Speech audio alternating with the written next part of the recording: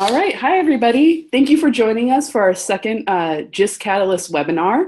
Today, I'm very excited to have Christina Tamer speaking to you about stage presence and just more tips and tricks for how to do your presentation and your pitch at GES.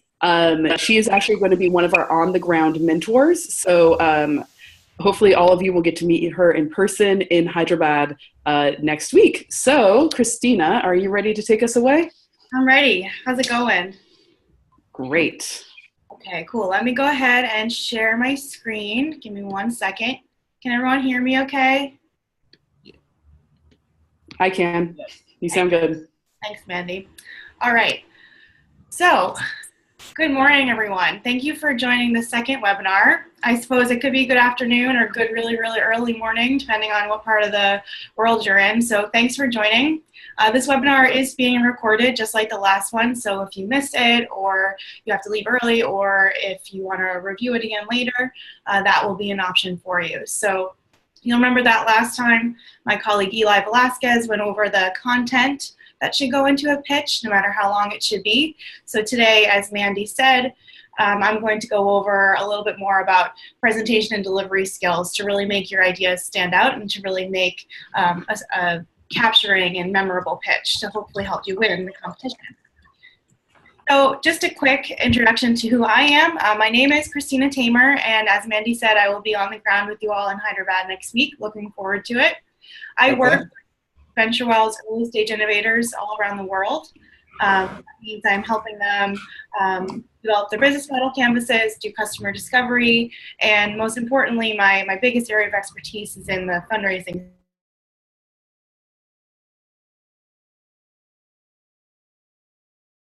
Working at a seed stage, impact-focused venture capital fund. We had a portfolio of 18 companies, primarily in sub-Saharan Africa and in India.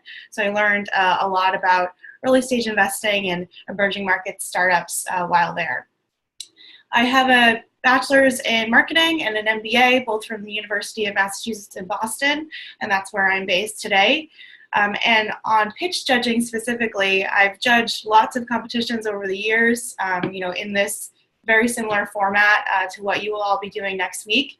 I've judged for the MIT 100K pitch competition, the MIT Ideas Global Challenge, the Harvard Business School New Venture competition, and the Africa Business Conference, also at MIT. So I mainly stick in my neighborhood for these opportunities. It's all Boston, Cambridge, but I've seen a lot of really great entrepreneurs there, and it's been really interesting to see what pitches stand out and what don't. So hopefully I can share some of that insight with you today. But before we get into the tips and delivery, I wanted to just recap some of the content that Eli went over from last time. And if you haven't watched that webinar, I really suggest that you do, because there was some great content in there. And he went over the top must-haves in any investor pitch. And there's a lot of information in here, but you will be able to condense it down depending on the time you have allocated. Now, if it's a 15-minute pitch that you're giving to an angel group, for example, you would be able to spend a lot more time on each of these, must-haves that I'll go through. But in the case of a 3-minute pitch, you're going to have to just highlight what's most important. So first, the problem you're trying to solve, and you always want to start out with the problem in order to capture the audience and show that you really understand your customer's pain point. You should then go into your solution. I don't recommend starting out with your solution, because if you do that, it can seem a little random, and it can be hard for the audience to actually visualize why that matters. So that's why it's really important for you to start out with the problem and then ease into your solution once you've articulated what the problem is. The market and competitors, sometimes it can be really hard to fit in who competitors are in a short pitch, but if it's a question that you get asked in the follow-up, you should definitely have a good answer to that. How is your idea protected?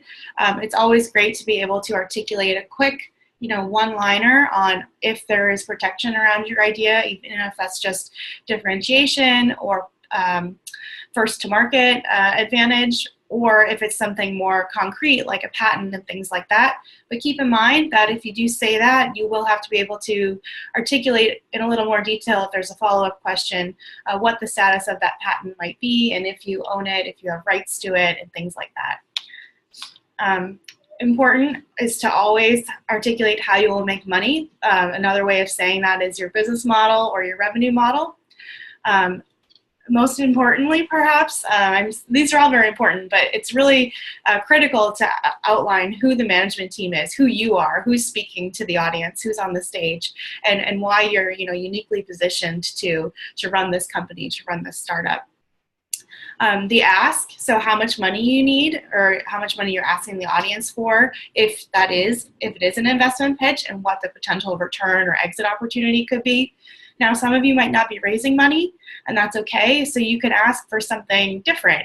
You could say, we're looking for key partners in this area, or we're looking for this type of talent to add to our team as our next hire. There's a lot of different things you can ask for, but make sure you're leaving the audience with the call to action. Now, if you are pitching an investor specifically, you should definitely have an outline of exactly how much money you need and for what purpose.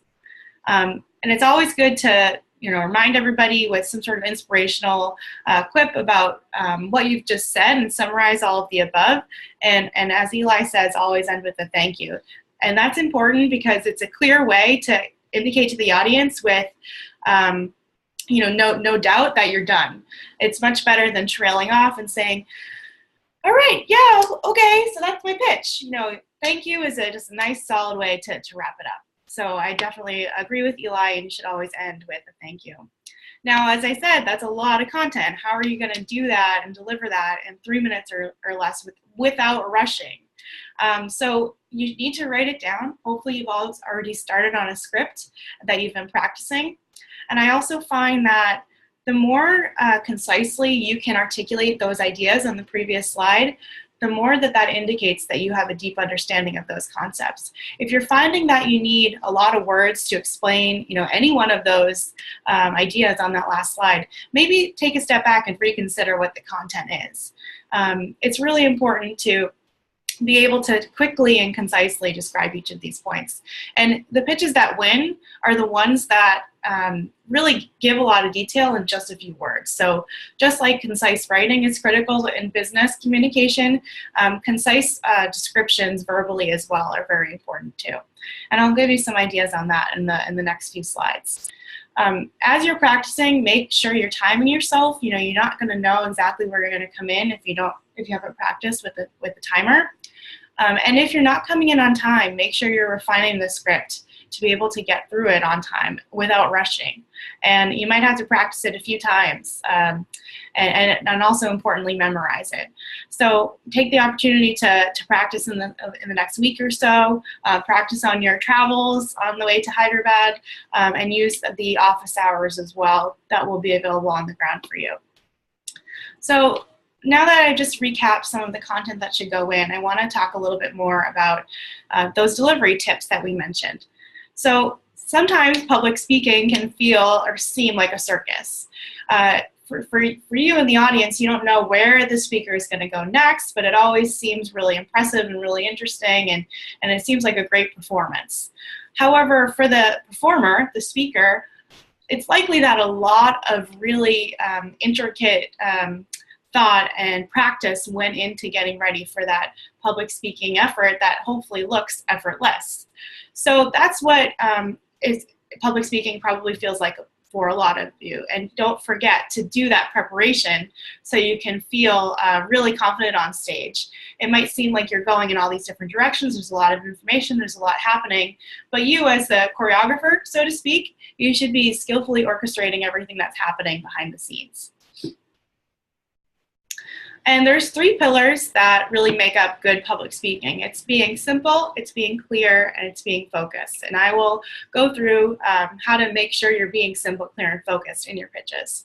And it's important to be that, because if folks can't understand you, they won't be your champion, they won't be able to be your customer or your investor, and they won't be inspired. And that's sad, right? So this skill is really important to develop, whether it's for this pitch opportunity or just in general for selling your product, for trying to bring an investor on board, for raising awareness about the cause or the issue that you're working on.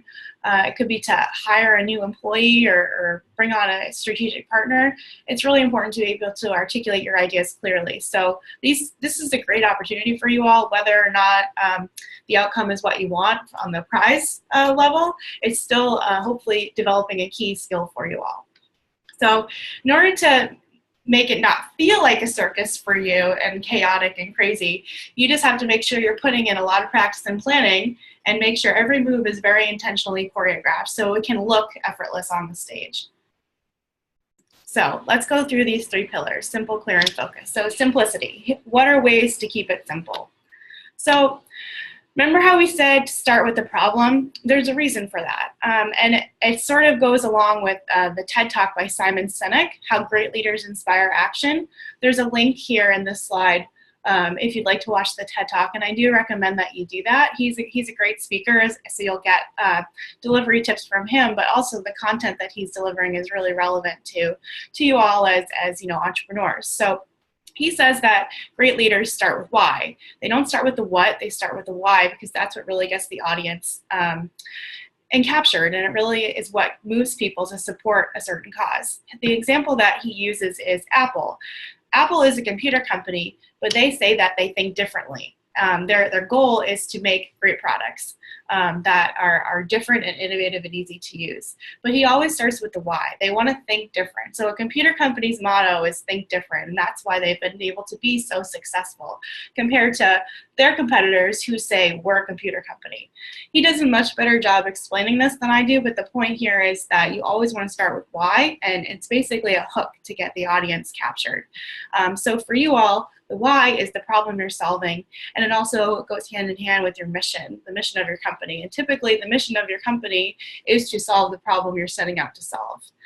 So I do recommend watching this TED Talk if you get a chance, and the link is in this slide, which will be available to you afterwards.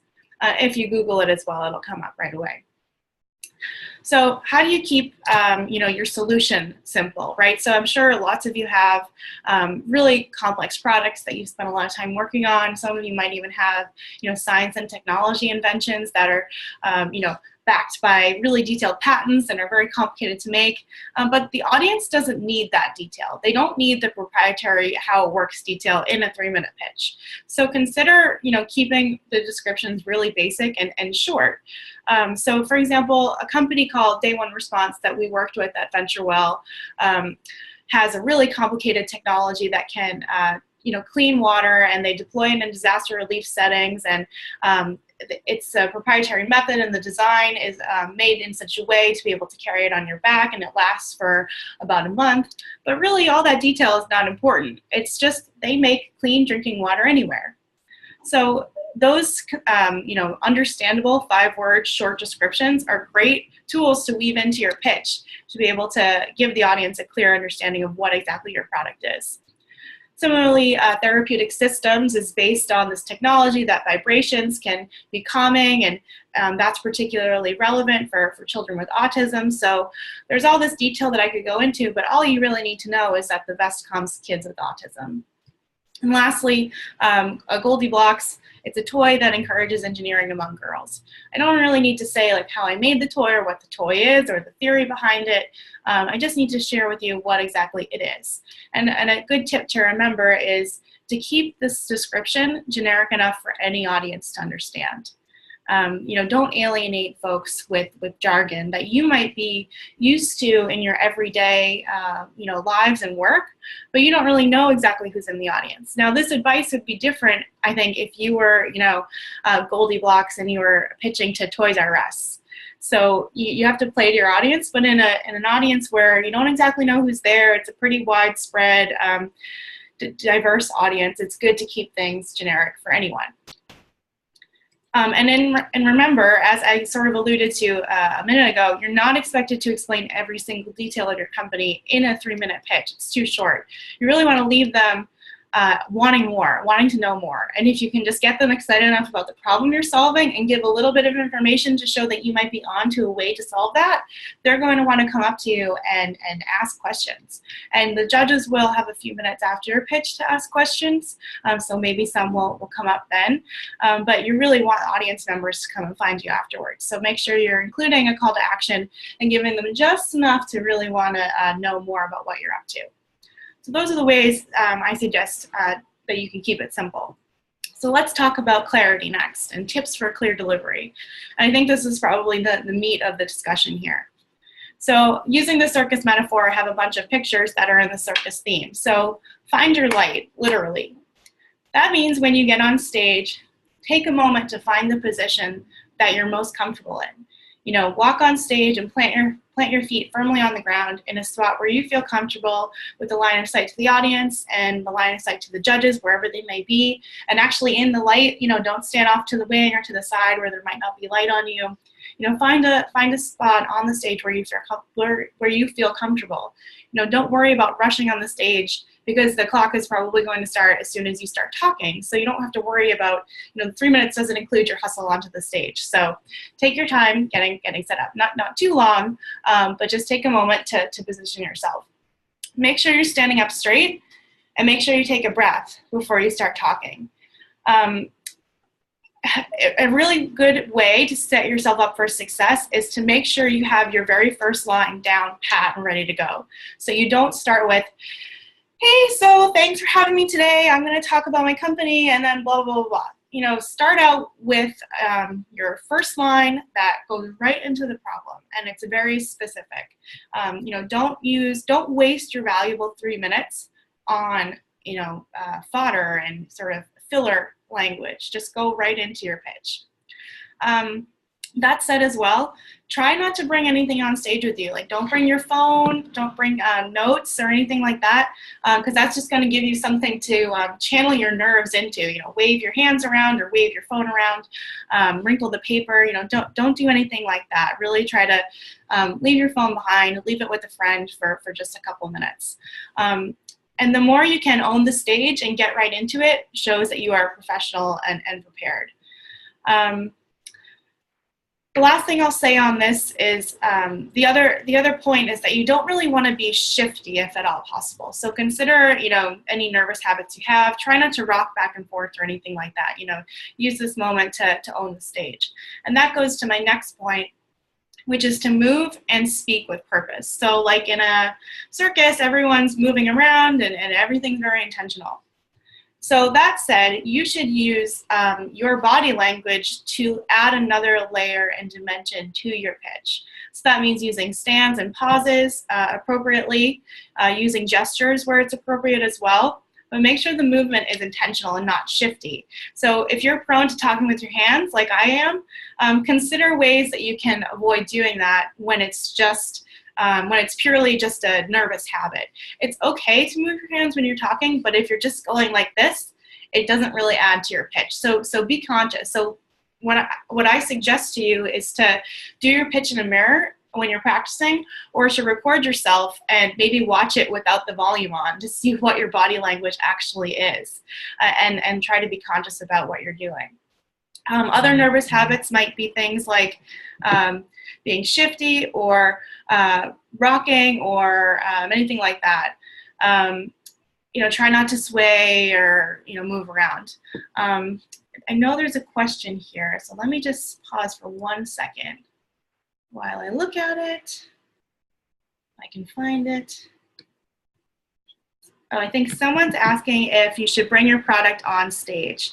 And I think that's fine. I think that's great. If that adds value to it and you're not going to just use it as a channel for nerves, I think that's totally fine. You might even do like a short demo if that's going to articulate your solution well. So as I was saying, you know, that could be a great thing to, like, having your actual product on stage could be a very intentional way of, you know, using something else, adding another layer to improve your pitch. But But other common pitfalls that I wanted to talk about were body language related common pitfalls are talking too fast or not taking a breath. Make sure that you're, at a pace that's easy to understand. There's going to be lots of people speaking, lots of different languages in the audience. So make sure you are, speaking at a very understandable pace. And don't be afraid of pauses. It's okay to add a pause or to pause between points or allow yourself to take a breath. That can sometimes be as impactful. And in a few minutes, we'll be going over some example pitches. And those examples, you'll see how the speakers use vocal variations and their voices to also add another layer to the pitch. So I'm not saying to yell unnecessarily or whisper unnecessarily, but if you're talking about something sad, try not to smile or things like that. So really be mindful of the ways that you can use your body language and your vocal variations to improve the pitch. So actually, to Erin's point around the props, that could be a great way to engage the audience. So don't be afraid of the audience. Look at them, make eye contact with the judges. If it's your personality to smile, go ahead and smile at them when you say thank you or wherever it's appropriate. I suggest trying to think of your pitch as a conversation. Relax and speak directly to them, because that's the goal, right? You want to continue the conversation after your 3 minutes are up. And make sure you're including a clear call to action. So what do you want them to walk away with, or what do you want them to do afterwards? Do you want them to come and find you? Do you want them to buy your product? Do you want them to, ask you about your company so maybe they'll invest? Just make sure you're leaving a clear call to action out there. And the judges as well will be asking questions to everybody afterwards or after your 3 minutes are up. And make sure you're answering them as concisely as possible so that they can ask more questions. It's not really a good idea to spend 2 minutes answering a question. You should be able to give a quick answer in about 30 seconds or so. And if there's more detail, say, I would love to share more detail. We have XYZ document that I can show you offline afterwards.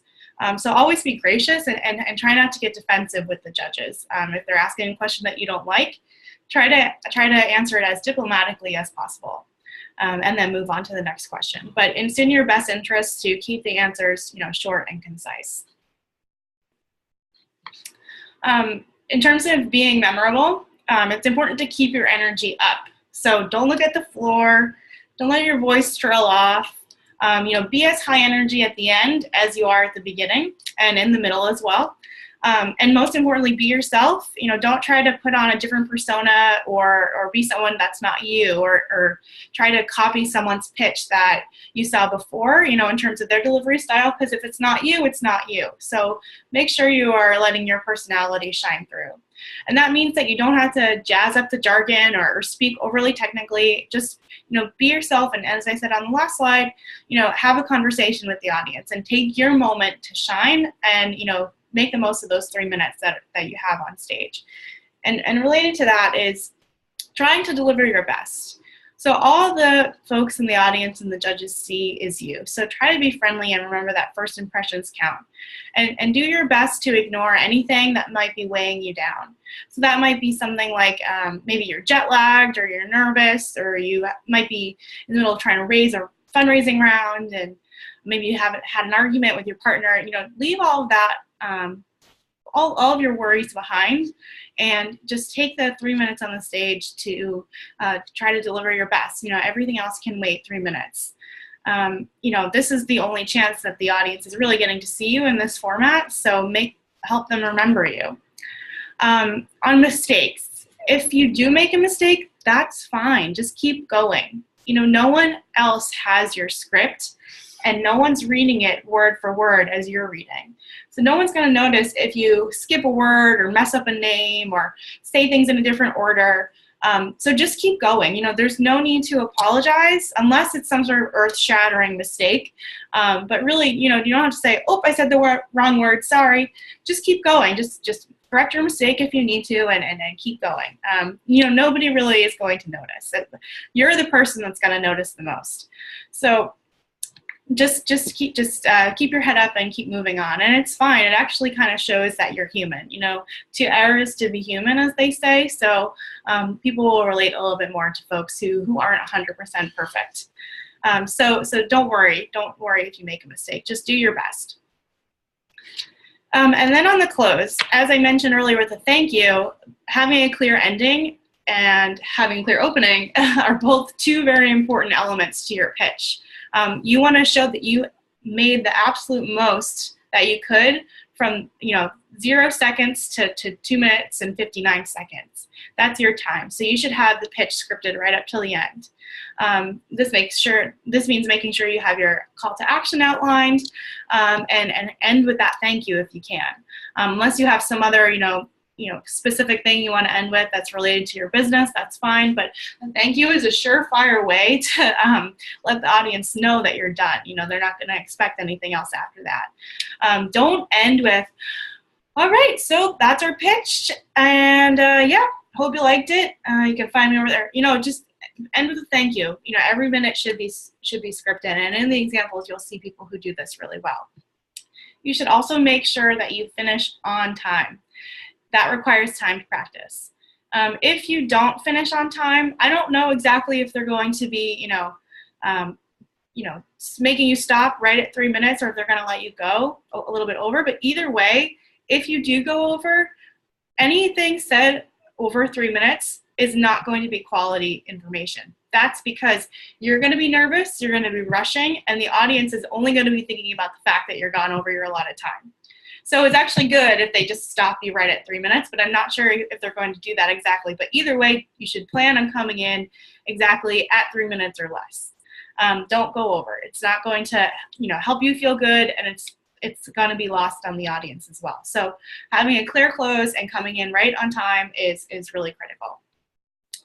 So those are my delivery tips for clarity. So you don't want to let, just to sum up, you don't want to let your body language or your voice or your presence or anything like that distract from the great content that you've put together. You want it to enhance it. You want it to make sure that it helps your ideas shine, as I said on the title slide of this presentation. So do what you can to leverage your presentation skills and your physical presence to actually enhance what you're trying to say.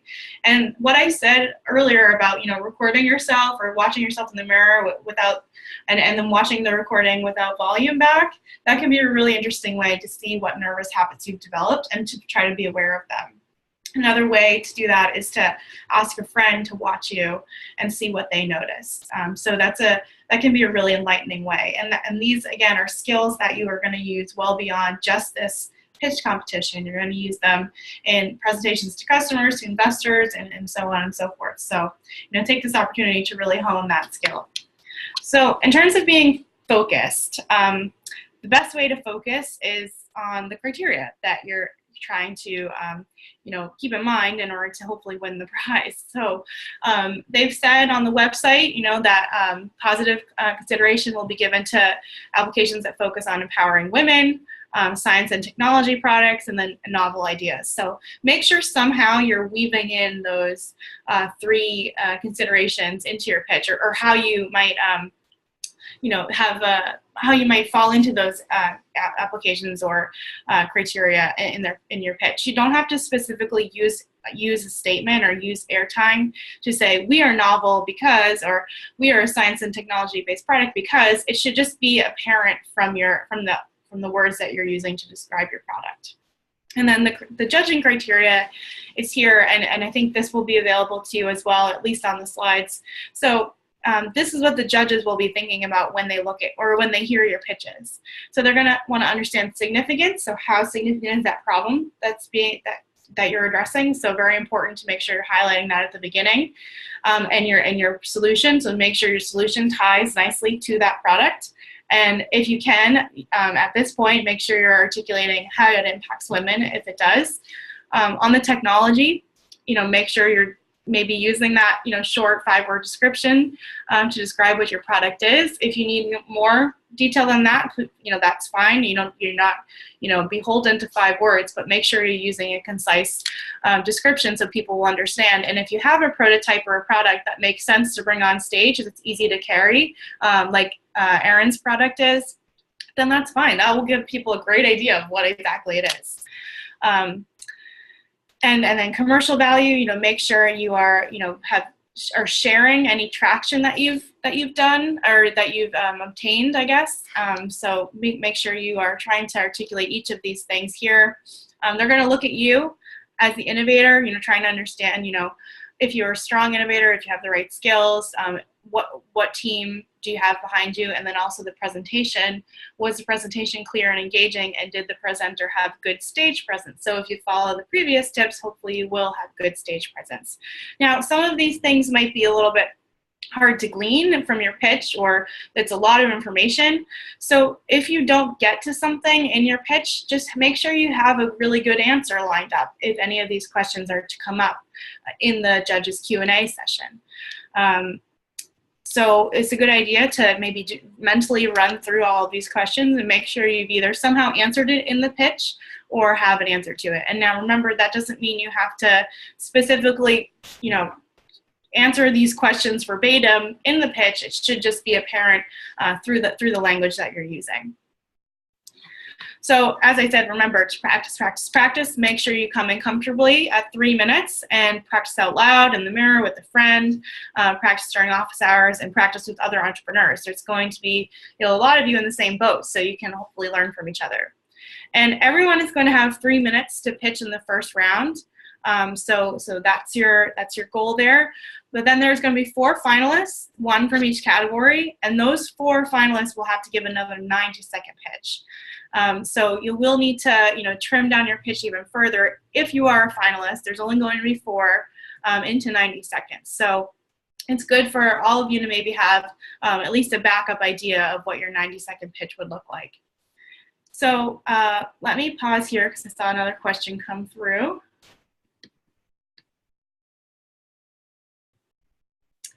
Yes, someone asked if we could email the presentation, and Mandy will address that where you can find that at the end. So let's keep moving. Okay, so now I'm going to walk you through some example pitches. So I'm going to go back out to YouTube. Hopefully you all will be able to hear this okay. So the first one we're going to listen to is Big Willy G's Startup Fest pitch.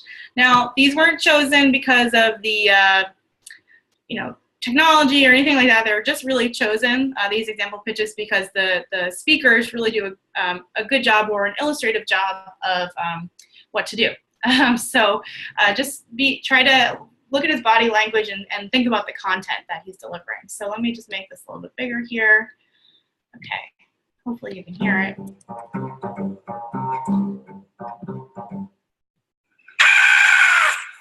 I'm so stressed out trying to plan all of life's celebrations. I mean, I got little Susie's graduation, I got Ted's birthday party, and of course, football season is coming back. I want to plan a tailgating party for that. I wish there was one easy solution for me to order all my party supplies, just as easy as booking an Airbnb.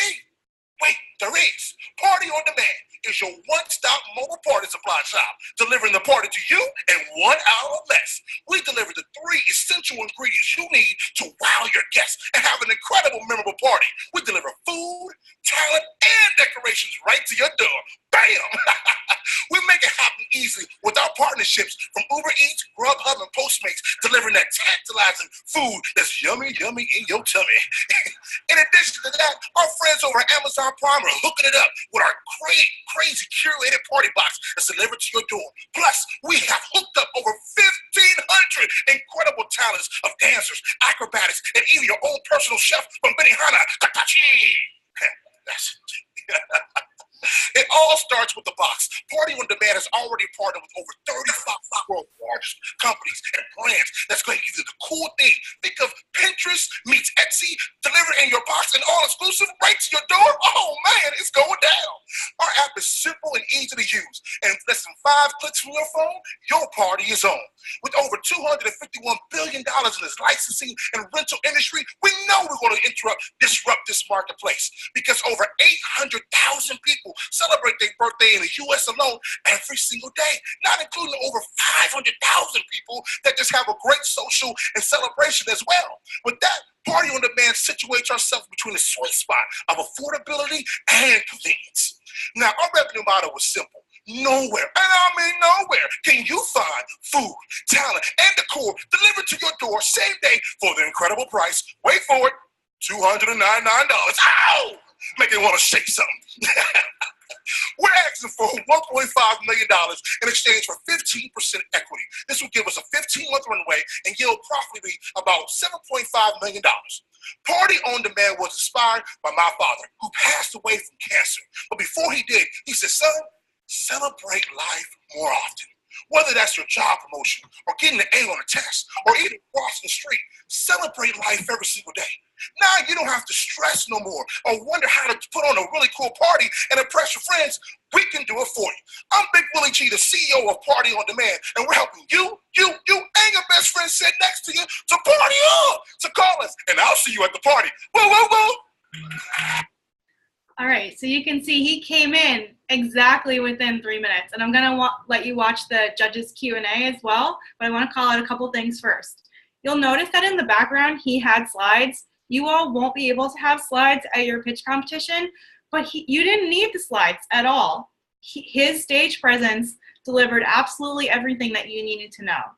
So don't let not having slides be a barrier for you. The other thing I want to call out is that he has a really strong personality. That might not be your personality. So don't try to copy him exactly, but let your own personality shine through in a way that's appropriate and relevant to what you're saying. So it's just a great example of how he's using his personality to add additional value to his pitch. So I do want to let you watch the Q&A, and then we'll break his pitch down a little bit further as well, because the Q&A is exactly sort of what you'll be experiencing as well from the judges.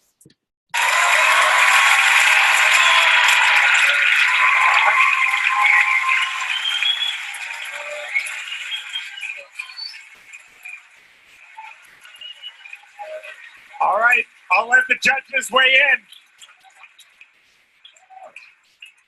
I dare somebody to ask the first question.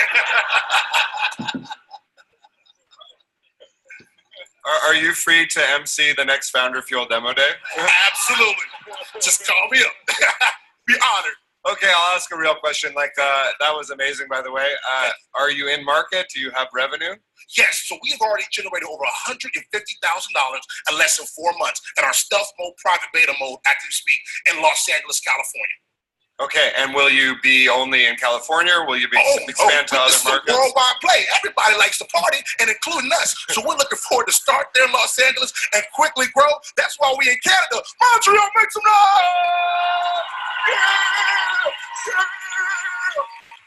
Party time. Mercy, mercy, mercy. That's the only word I learned. I'm sorry.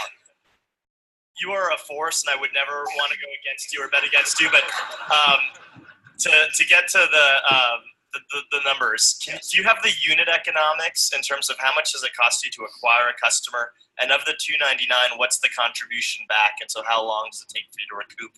Absolutely. Yeah. So we built in a total of 50% profit margins overall, right? So out of our $299, it only costs us $150 to land the box to the door to the consumer, and $150 come back to the company. We're really excited about that. Our curated party boxes have a 70% profit margin put into them, so it only costs us $20 to $25 to create a curated experience for the consumer. To acquire them, we're only working with our Facebook ads at the moment, and right now we're currently hovering around $5 to $7 per CAQ.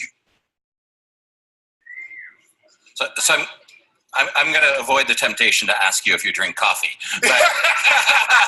But so as you expand into new markets, yes. And I wonder, is Willy G the force of nature that makes it possible? And have you thought about how to clone that into other locations? Because I'm not sure that's easy. No, I concur. Well, thank you for that.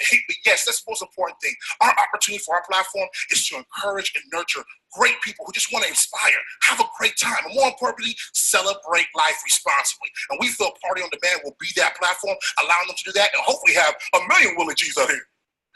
Are great. Thank you very much, Willy.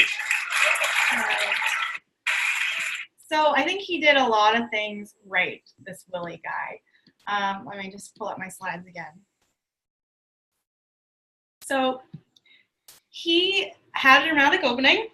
Yelling is not necessary, but it does work in his case. He started out with a relatable problem description, right? Remember, he was talking about like, oh my gosh, you know, I want to have my friends over and have the birthday party and all that stuff. And he spent about 30 seconds on that and really got the audience, you know, relating to that problem and understanding what that problem is. And then he went into the solution. He didn't really spend too much time describing it, just enough so you can understand. And then he went in and spent a little bit more detail on how exactly it works and what the unique advantage was. Remember, he said he had specific partnerships with folks like Uber Eats and things like that. So that's, you know, how he's describing, you know, what he's doing that makes him able to do it better than anyone else.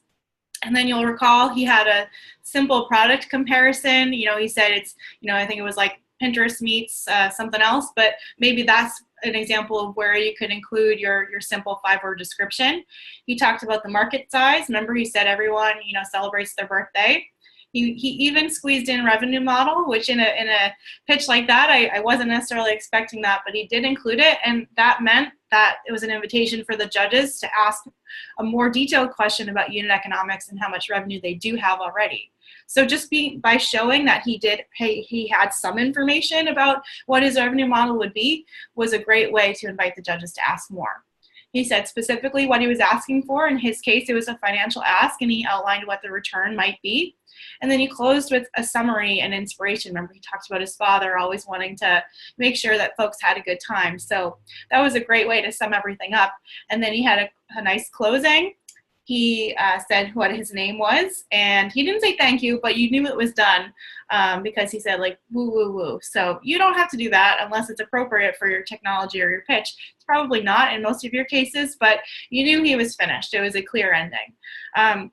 So this is a silly example. However, he did win, and he did a really great job leveraging his stage presence to make that happen for him. And let's talk about what really worked for him, right?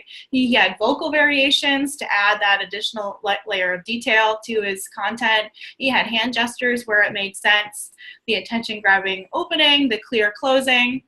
He was clearly very well rehearsed and came in exactly in the allotted time. Now that said, just because it was rehearsed, didn't feel like he would, you know, stray or totally commit to the script to his detriment. You know, he was well rehearsed because he knew his content inside and out. He even made one mistake at one point, but you barely noticed it, and he just, you know, kept going right on ahead. And then lastly, he had concise and earnest answers to the judges' questions. You know, he really had those answers ready to go, and he had just the right amount of detail. He didn't go on for too long in terms of answering those questions. So I thought he was really right on the mark with all of that. Any questions on that, actually, before I keep going?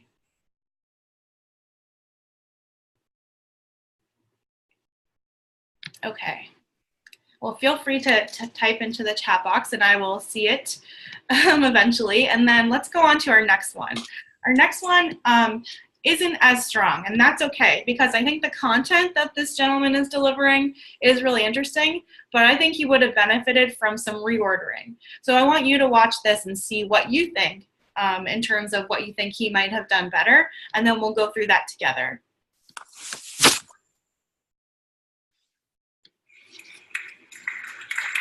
Hi, hello everybody.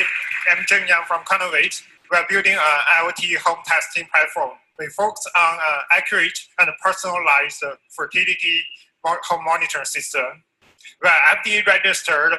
We currently have 26 employees.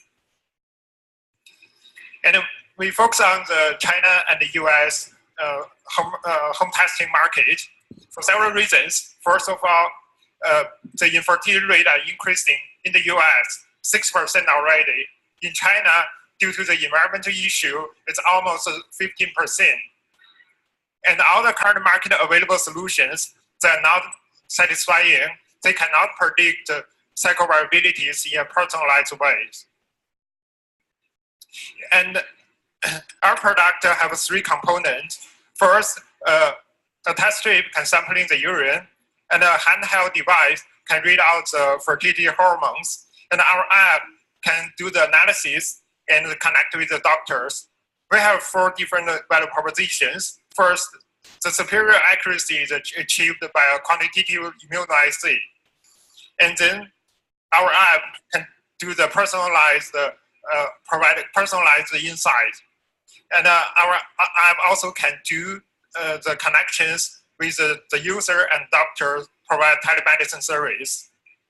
And your data can be tracked automatically and traded for long term.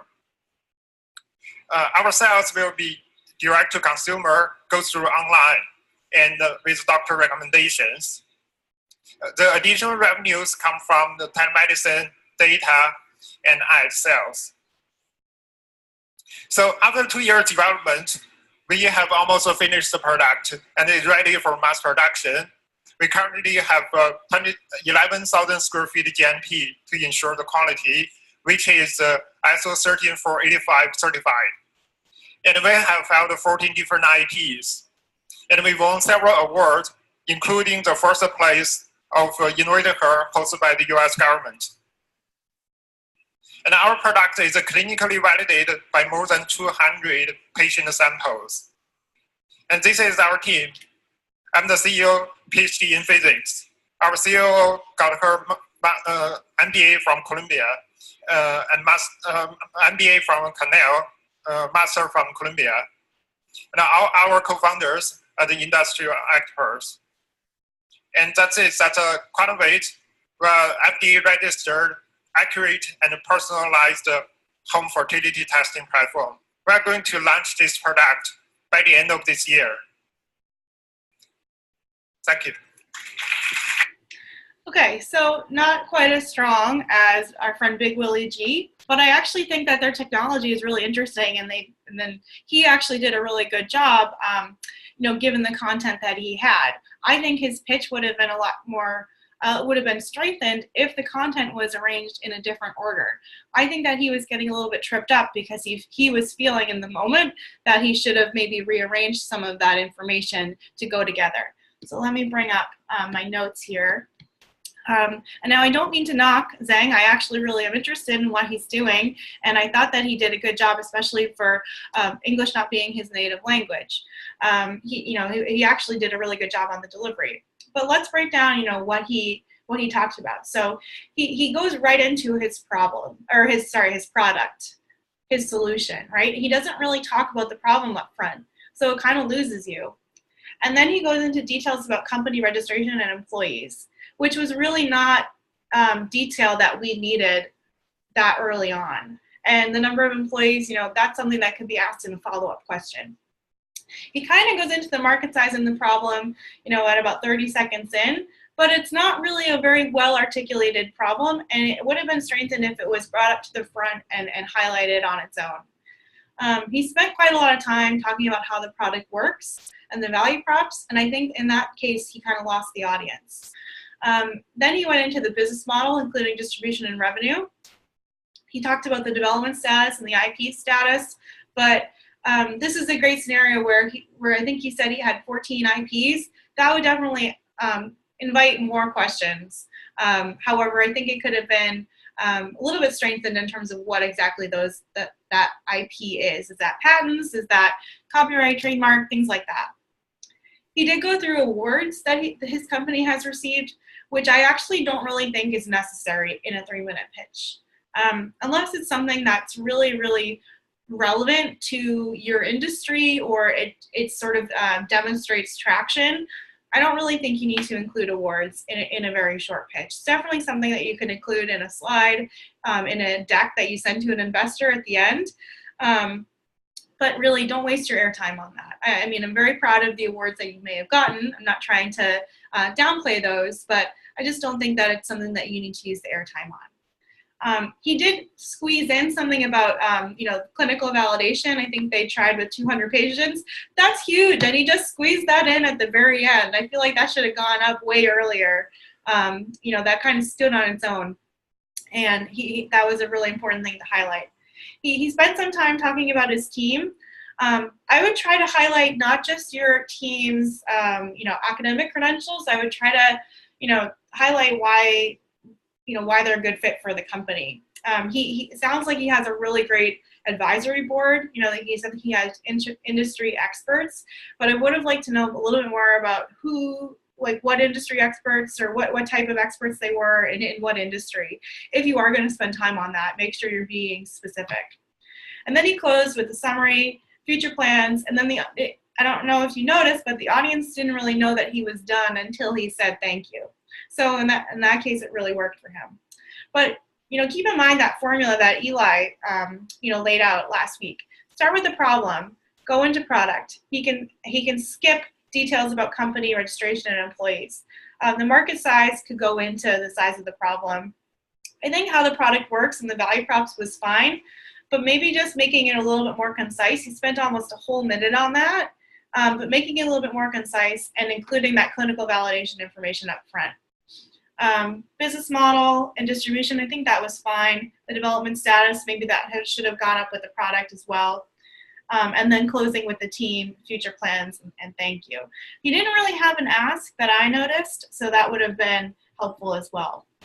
But I think the biggest issue here was just the order of the content. I do think that a lot of the pieces were there for a really strong pitch, but just not in the right order. So that's why, you know, it's really great for you all to take advantage of this time to prepare to make sure that your information is, in fact, in the order that will make everything else shine and go together. So just to highlight, to recap some of the things that we could improve on here. Delivery was okay. He came in on time. The main issue is the content, the order, and the amount of detail. Always, it's important to start with the problem to frame why the audience should care about the solution and ensure that the problem is represented from the consumer's perspective or the customer's perspective, which would be more relatable. I think he used some macro stats about, you know, X number of people in this place have this problem, but it's always good to present, especially in a pitch competition, the problem from the perspective of the person experiencing that problem. Which is oftentimes you as the founder or, you know, someone that you know or something like that. So, you know, frame it from that perspective. Reduce the amount of detail about how the product works. And if you do want to share information about employees, awards, accolades, make sure you're doing it more strategically and do it, you know, really concisely. And I would only say that if it's something that you think the audience really needs to know. And then the stronger closing, which would have included a clear ask, would have made the audience feel a little bit more engaged. So there's one more pitch here, and this is just a 90-second one. I just wanted to show one example of what a 90-second pitch looks like in case any of you are the finalists that have to deliver this. And you'll notice that a lot of this is the same, but it just gets trimmed down. Business banking sucks. In my first startup, it took me 8 weeks to open up a business bank account. When I finally got it open, I had to leave my office in the pouring, freezing Berlin rain to walk to the branch to wait there for half an hour to cash in a check or send money abroad. On top of that, I didn't have the business apps and services that my business desperately needed. And online banking is terrible. So I started speaking to some of my peers to figure out, you guys have the same problems that I do? And in fact, millions of businesses all across Europe have that exact same problem. We want to spend less time on our banking and more time on our business. We want our banking to be done in a tap of a button, the same way we order an Uber or book an Airbnb. And that's exactly what we're building at Penta. At Penta, we're building a digital bank for SMEs that makes banking easier than ever and that incorporates all the best fintech apps and services in one place. So, where are we now? We've spoken to over 100 companies to really understand their pains around SME banking. We have a working prototype that we're currently testing and that we plan to go live with in the spring. And now we're raising a seed round that's going to help get us there. So if you're an interested investor or if you want to learn about how we're completely redefining SME banking, come see us at Pod 3. We'd love to tell you more. Thank you so much. All right, so 90 seconds is a lot shorter than 3 minutes, isn't it? So I think he did a good job all around. So he started out with a really detailed description of the problem, and it was a first-hand account, and it was really relatable, you know, the freezing rain and things like that. So spent a lot of time on the problem. Then he went into the market size and the size of the problem. He talked about how many other people around Europe experience this as well. And then he went into a solution. It was pretty simple and short. He didn't really describe, the amount of code that went into it and what code language it's written in and, all that different stuff that I'm sure is really important to him, but not necessarily relevant to the audience in this short period of time. Once he described his solution, he then went into traction, which I thought was really smart. He included the prototype they've developed and the customer discovery they've done. And I thought that was a smart way to sort of tie in a lot of these other points together. He didn't really have time to get to things like competition or team, but by highlighting the traction, he sort of subtly implied that the team is able to do these things if they've already gotten as far as a prototype. And customer discovery, if they've been able to find so many people with this problem, it must indicate that there aren't too many competitors out there doing the exact same thing. Now, I'm sure if there was a Q&A, those are questions that would have come up. But I thought he did a good job, highlighting as much as he could in a very short period of time.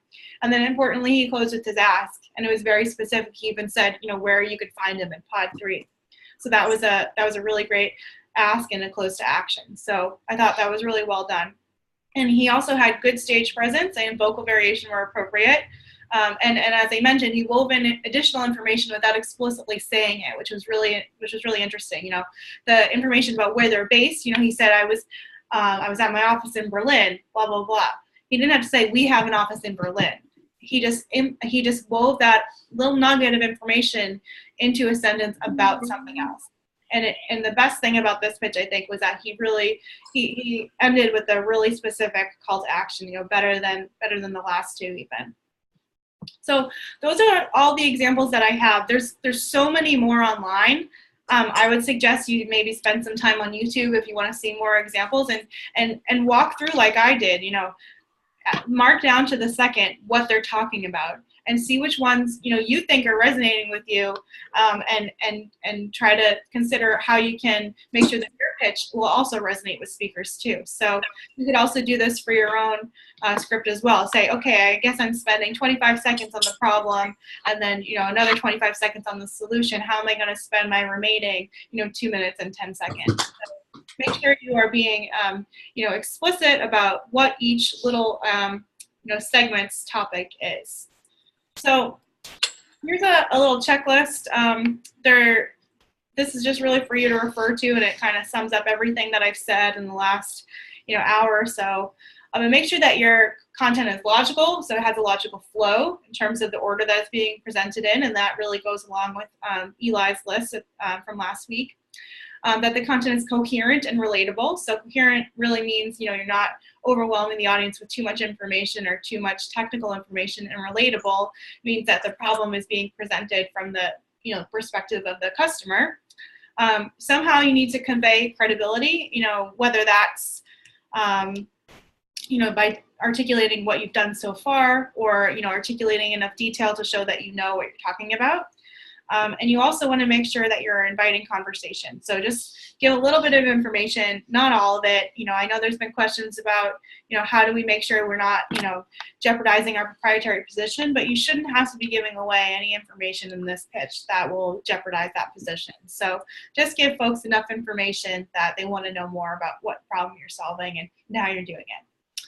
And then in terms of delivery, just recapping everything that I've said. Your posture, you should be, strong and confident, and don't be too rigid. Use gestures that add impact to your content delivery. Find your light, find your right position that you feel comfortable in. Use appropriate voice volume and variations where it makes sense to do so. Use pauses and pacing to your advantage. Don't talk too quickly, but also, you don't want to talk too slowly either. You want to get as much as you can into those 3 minutes.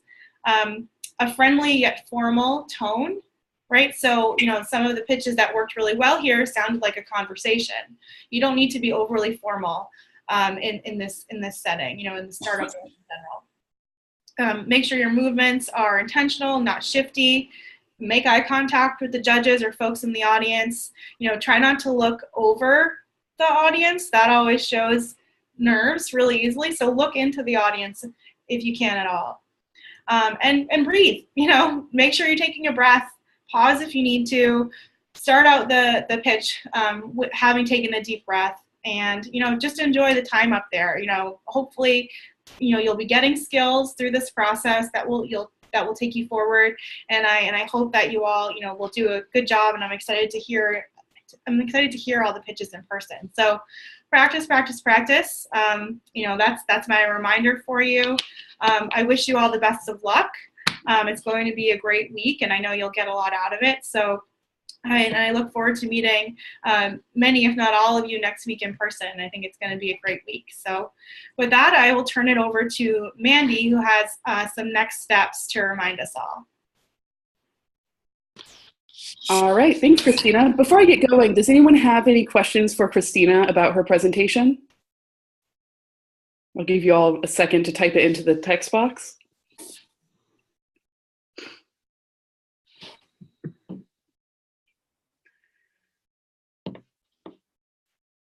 All right, it looks like, at least for now, no one has any questions. If you do, feel free just to type it in, and we will get to you after I talk. So, all right, so I just want to talk to you about, hello.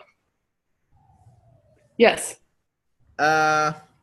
Congratulations, Christina. Thank you.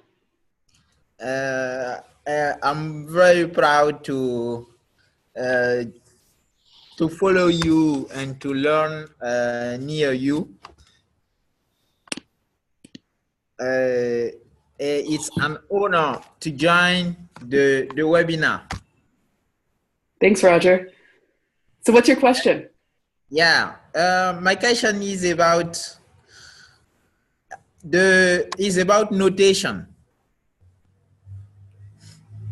So we are at the public vote level, and I would like to understand much how you will select those who will pitch the 3-minute, those who will make the 3-minute pitch. Okay, I'll handle this, Christina. So right now there is public voting going on. It will take place through midnight, 12:01 a.m., so a minute after midnight on November 24th. That is GMT, Greenwich Mean Time. Again, everyone, all your people can vote 1 vote per day. You can go on Just Network to see more of the rules. But please remind your networks that November 24th, 12:01 in the morning, GMT is the deadline. Once the public voting closes, some people at State Department will be looking at the data from the public voting, as well as we have some judges who are also judging the pitches. They're going to look at both of those things combined and then figure out who got the most votes and the highest judge scores. And then those people will be notified, I believe, on November 24th, that they will be pitching at GES. Does that answer your question? Yes. Good. Okay, great. Nice. Good. Well, that was the first thing I wanted to tell you. So that is one check off my list. So then just to tell you guys a few more things, we will be offering mentoring live at GES. I want to be transparent with you that there has been some changes to the schedule of GES that are not reflected on the website. I do not have the changes, so I can't tell you what they are, but it means that we will have to be flexible when we are actually in Hyderabad. So please be checking your emails from me to make sure that, you know, we are actually in touch and that you are looking for updates about mentoring. Christina will be there as a mentor, as well as the principal investigator on the GIST project, Mr. Heath Knockin. They will both be offering sessions. Also, Mr. Josh Mandel, who is an investor in Washington, D.C., will also be there as a mentor. So we will have more information about that as we get closer. Please keep an eye on your email, and I promise to be in touch about that. A few things about GES. Christina already went over this, but I just want to go over it one more time. So for the first pitch, there's going to be 24 people pitching. There's going to be 6 in each sector. So it's going to be a 3-minute long pitch with 5 minutes for 5 minutes for judge questions. Let's see, the final four. So there will be one person chosen from each of those groups to continue to the final four. It's going to be a 90-second pitch with 2 to 3 minutes for questions. We're going to do that once immediately before the closing. That's going to be a private session. It's not open to the public. And during that time, you will pitch for 90 seconds, 2 to 3 minutes of judge questions, and then the judges will deliberate to decide who the winner is, but they will not tell you. During the actual closing of GES, we are going to have the final four stand up one more time and pitch to the entire room. There will be, again, 90-second pitch, but there will be no questions. That is just a time for you to show off to the entire room. It's at that point judging is done, but we just want the everyone at GES to see what you have accomplished. After you do the final 90-second pitch just one more time at the closing, the winner will be announced. One thing that State Department did want me to stress to you is that please, the overall dress code for GES is business casual. However, if you are pitching, they did ask that you dress in business clothes. The business clothes do not need to be Western business clothes. So if you feel more comfortable in a sari or something like that, that is okay. But please make sure that it is formal, that it is business formal. All right, does anyone have any questions about anything I just said? Yes. Oh, and there's some questions. Yes. Sorry, Roger, go ahead. I have a question about the presentation of Christina. She mentioned that during the questions of judges, we have to respond in a diplomatic way in order to don't use all the 5 minutes. Mm-hmm. And yeah, and after that we can try so to present more documents about our solution. Is it that? Yes, I mean you can. You'll have 2 to 3 minutes for judges' questions after your pitch, and Yes. my recommendation to you is that you try to answer them in short answers and as concisely as possible. So don't use your whole 2 minutes giving an answer on one question. And if it's a question that you feel they should know already or anything like that, don't let that show. Try to just be pleasant and kind and answer it as earnestly as you can. And you also mentioned that in order that we have additional information, I'm thinking about a prototype or a demo, so we can present it. How? You could include that in your solution, but that seems like a lot of time to use on your solution. So we can talk more about that in your one-on-one coaching session that you've signed up for.